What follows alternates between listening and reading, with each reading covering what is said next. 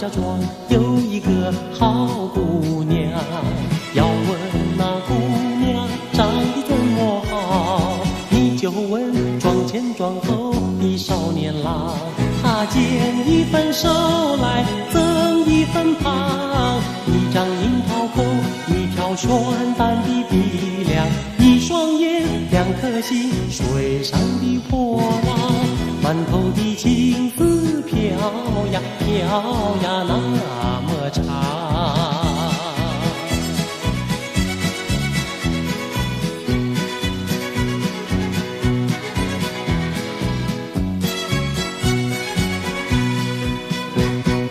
3月桃花开，4月采花黄，那家的掌声赶条粉白墙，那4尺墙难过8顷天上，可就是管不住满园子春光。